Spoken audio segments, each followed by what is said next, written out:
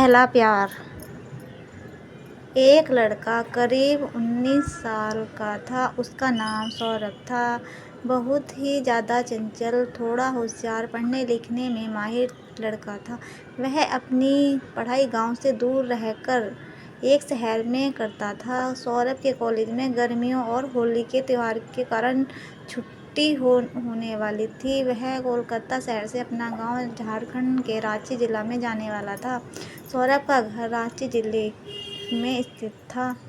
College की छुट्टी होते ही सभी लड़के अपने अपने घर की तरफ ट्रेन पकड़ने के लिए निकल पड़े। फिर उन्हीं में से सौरभ भी अपने घर की तरफ जाने के लिए टिकट काउंटर पर अपना टिकट कटाने के लिए गया।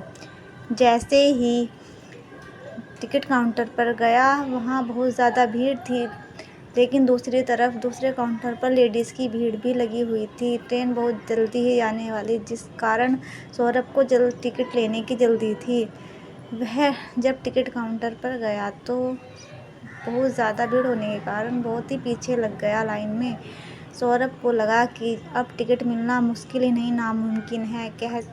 तभी उसे एक लड़की कहती है कि कृपया मुझे थोड़ा देर के लिए अपना कलम दे दीजिए, मुझे फॉर्म भरना है टिकट लेने के लिए। उसके बाद सौरभ कहता है, मैं लिखने के लिए कलम तोड़ दूंगा, लेकिन कृपया करके मेरे भी टिकट के भाग को ले लीजिए, जिससे मुझे भी स्टेशन पर जाना है। मुझे तभी वह लड़की पूछती है कि आपको कौन सा स्टेशन जाना है। उसके बाद सौरभ कहता है, मुझे झारखंड के रांची स्टेशन तक जाना है। फिर वह लड़की कहती है, मुझे भी झारखंड के रांची डिस्ट्रिक्ट तक ही जाना है। फिर उसके बाद सौरभ कहता है कि एक ही टिकट में मेरा भी नाम भर दीजिए, मुझे भी टिकट मिलने में आसानी हो जाएगी। फिर हम दोनों एक ही टिकट से अपना सफ़र तय कर लेंगे। तभी सोनू की बात सौरभ की बात मान लेती है। वह कहती है, ठीक है, आपका टिकट नहीं लिया तो मैं अपनी टिकट में मिला लूँगी।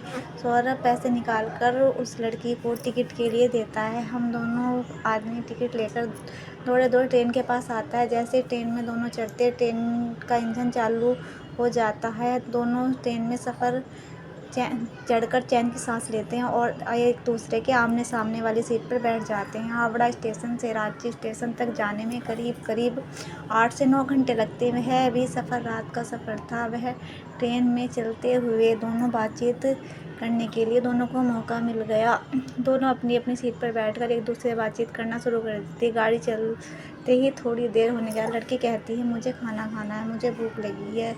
तभी सौरभ कहता है, ठीक है, आप खाना खा लीजिए, मैं बाद में खा लूँगा, मुझे अभी भूख नहीं है। इतना सुनते ही वह लड़की कहती है कि जब आप खाएंगे तभी मैं खाऊंगी। कभी सौरभ पूछता है, क्या ऐसी क्या बात है कि जब मैं खाऊंगा आप भी तभी खाओगी। तभी ये कहती है कि हम दोनों साथ जा रहे हैं, मैं अकेले खाना खाऊँ यह अच्छा नहीं है, इस कारण मैं जब आप खाओगे तभी खा लूँगी। दोनों में बातचीत शुरू हो जाती है। सौरभ उस लड़की का नाम पूछता है। वह लड़की कहती है, मेरा नाम शोभा है। तभी लड़की कहती है, मुझे तो आपका नाम पहले से ही पता है। उसके बाद सौरभ कहता है, आपको मेरा नाम कैसे पता है? तुम शोभा कहती है कि जब टिकट के लिए आपने मुझे अपनी उम्र और नाम बताया था, तभी मुझे आपका नाम याद हो गया था। तभी सौरभ कहता है कि मुझे तो यह याद भी नहीं कि मैंने आपको अपना नाम और पता बताया। तभी लड़की कहती है कि आपने बताया था, मुझे अभी तक याद है।